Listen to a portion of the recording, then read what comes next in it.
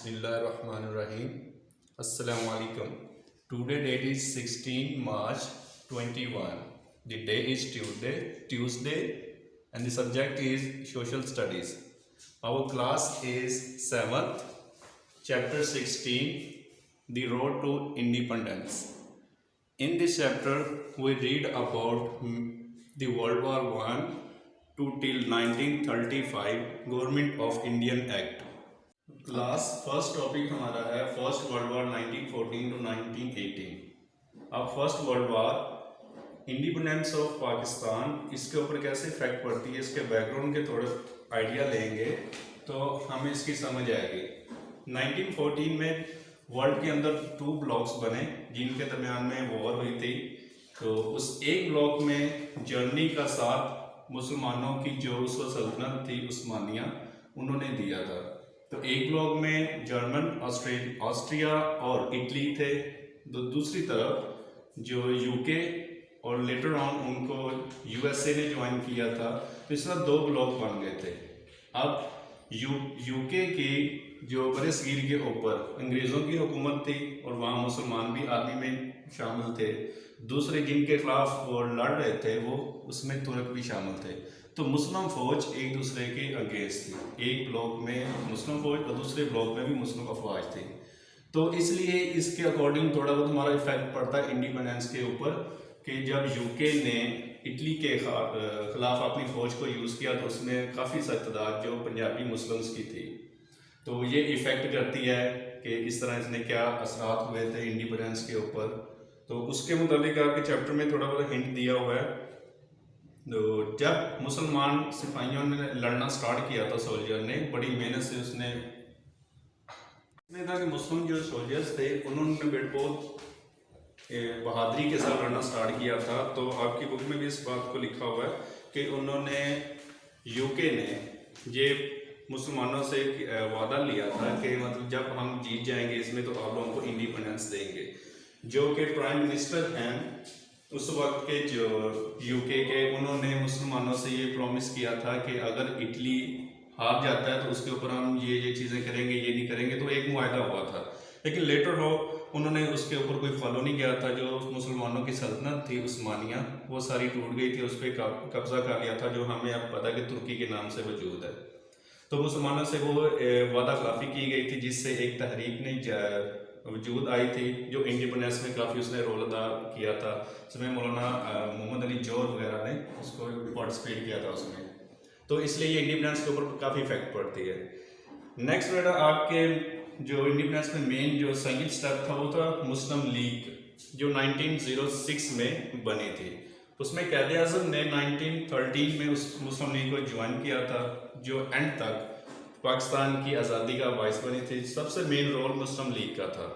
तो आपकी बुक में भी उन्होंने लिखा हुआ कि M H no the leading Muslim figure and already a member of the Indian council join the Muslim league in 1913। He became its president 3 years later। In 1916 में जो कैद आज़म थे वो इसके प्रेसिडेंट बन गए थे मुस्लिम लीग के, और टिल उनकी डेथ वही प्रेसिडेंट रहे थे।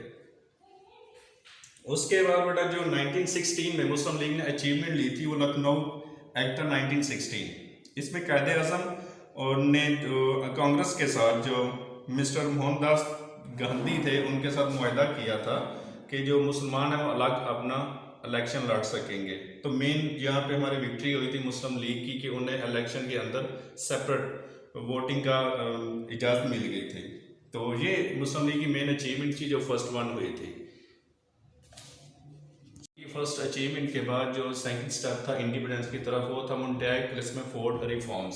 सो मेरा जो मोन्टैग था ये हमारा वायसराय था इंडिया की तरफ। क्लिसमेफोर्ड जो था ये जो यूके के अंदर जो बैठा बंदा कंट्रोल कर रहा था पूरे बरसगीर को, उस बंदे का नाम है। तो उन्होंने कुछ रिफॉर्म्स भेजी थी कि जो मुसलमानों इस बरसगीर को कंट्रोल करने के लिए ठीक थी। तो ये सेकंड मेन स्टेप बनता था मुस्लिम लीग के लखनऊ एक्ट के बाद। ये मेन स्टेप था, ये जो रिफॉर्म्स थे। इन रिफॉर्म्स के अंदर फर्स्ट वन था कि सेंट्रल असेंबली बना दी जाएगी जिसके अंदर मुस्लिम मेंबर्स भी होंगे, इंडियंस भी होंगे और कुछ यूके के खुद के भी मेंबर्स होंगे। सेकंड मेन था कि ये असेंबली लॉज बनाएगी।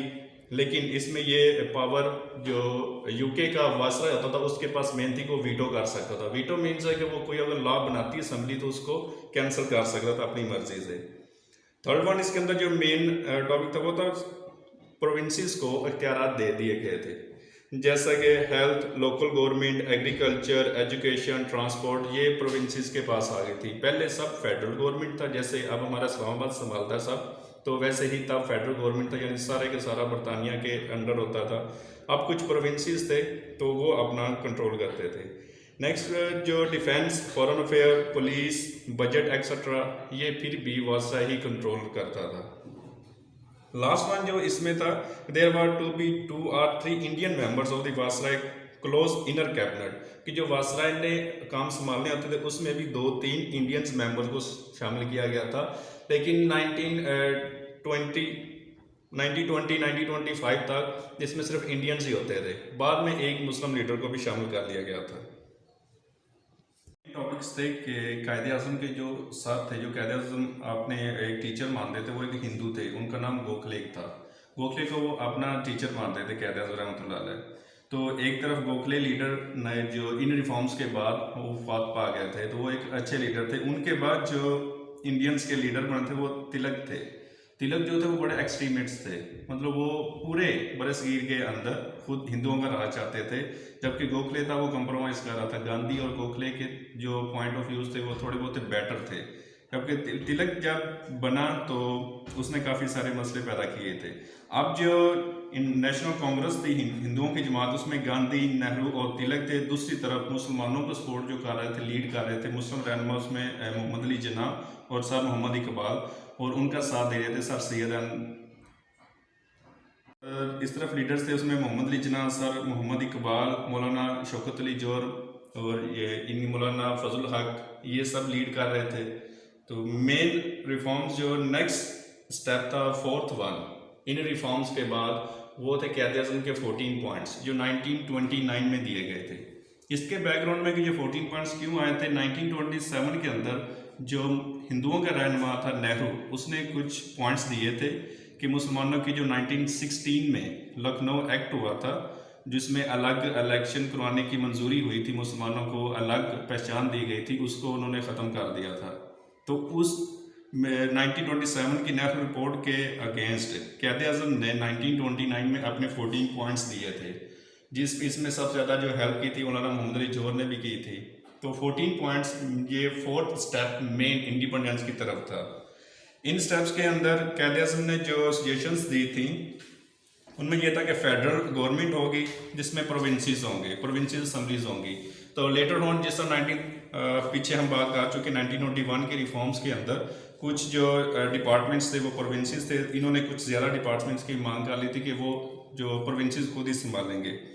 सेकंड वन ये था जो इलेक्टोरल रोल्स हैं फॉर मिनॉरिटीज़, क्योंकि मुसलमानों की तादाद वहाँ पे बहुत कम थी, चाहे वो 1000 साल से हुकूमत कर रहे थे, लेकिन फिर भी मिनॉरिटी में आते थे, तो उनके हकूक़ इन्होंने मांगे थे कायदे आज़म ने। थर्ड वन ये था कि रिलीजन, एजुकेशन और लैंग्वेज वगैरह पे जो मिनॉरिटीज़ का वो इख्तियार दे दिया जाए कि ज़्यादा इशू ना बने, क्योंकि लैंग्वेज पे भी बहुत ज़्यादा इशू बन रहे थे। 1967 में उर्दू हिंदी तनाज़ात काफ़ी हद तक शुरू हो चुके थे, तो उसके मुताबिक भी 14 पॉइंट्स में कायदे आज़म ने ये पॉइंट रेज किया था।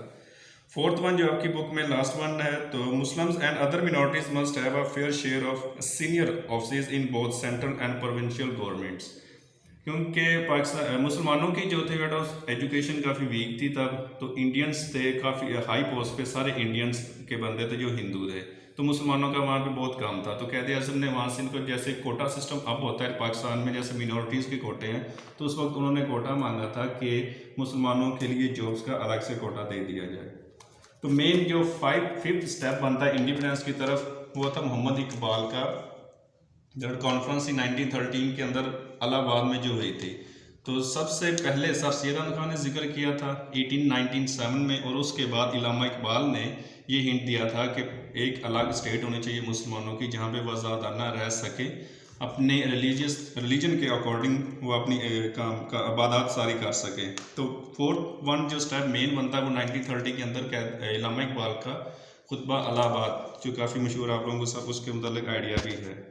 नेक्स्ट बात जो सिक्स पॉइंट था इंडिपेंडेंस की तरफ, मेन मतलब राउंड टेबल कॉन्फ्रेंस था। राउंड टेबल कॉन्फ्रेंस 1930 टू 1932 तक कंटिन्यू रही थी, जिसमें फर्स्ट टाइम मोहम्मद अली जिन्ना ने पार्टिसिपेट किया था।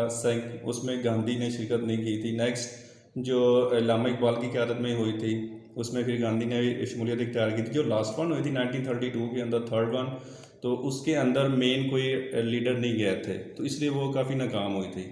राउंड टेबल कॉन्फ्रेंस इसलिए हुई थी कि कोई लॉ बन जाए जिसके अकॉर्डिंगली जो सब कॉन्टिनेंट के अंदर गवर्नमेंट की जाए, यानी डोमेन क्रिएट की जाए कि गवर्नमेंट के कुछ जो रूल्स हैं वो वहाँ के लोकल अवाम उनको दे दिए जाएं, और बाकी कुछ जो मेन डिफेंस के हो गए, बजट के हो गए, वो यूके अपने पास रख ले।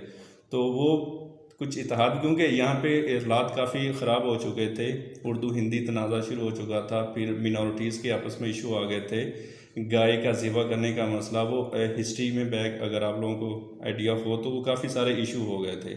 उस सिलसिले में ये 3 कॉन्फ्रेंस हुई थी। ये 6 मेन स्टेप था। ये तीनों कॉन्फ्रेंस नाकाम हुई थी, जैसे आप रीडिंग में भी एंड उन्होंने शो किया हुआ है। जो last one 7th step of independence है, वो गवर्नमेंट ऑफ इंडिया एक्ट 1935 है। ये एक ऐसा लॉ था जिसके अकॉर्डिंगली जो यूके की गवर्नमेंट थी, उन्होंने अपने इख्तियार ट्रांसफ़र कर दिए थे सब कॉन्टिनेंट की तरफ। डिटेल उनकी लिखी हुई कि parties continue to quarrel and neither side given way Britain decide to bring in its solution. तो ये एक्ट उन्होंने पास किया था 1935 के अंदर। तो 1935 के जो मेन पॉइंट्स थे उसमें सेल्फ गवर्निंग डोमेन था, कि जो प्रोविंसेस के तमाम इख्तियारात थे वो प्रोविंसेस को उन्होंने कर दिए थे। वहाँ के जो गवर्नर था उसने कंट्रोल करने थे, और गवर्नर इट्स अ इंडियन। तो ये 1935 इंडिपेंडेंस की तरफ हमारा मेन जो काम हुआ था, 7th पॉइंट है, ये था कि कुछ जो वहाँ के लोकल थे उनके पास इख्तियारात आ रहे थे। सेकंड पॉइंट तक federal system, a central government for the whole for subcontinent with provincial assemblies for different regions. तो 11 प्रोविंशियल असम्बलीज तब बनी थी, और एक फेडरल सिस्टम था। फेडरल सिस्टम यूके के पास अंडर था, और जो प्रोविंसेस थे वो गवर्नर्स के थे, और गवर्नर इंडियंस थे। जो 4th वन पॉइंट बेटा उसमें minister in the viceroy cabinet, the real power house of the government would be responsible to mainly elected central legislative assembly.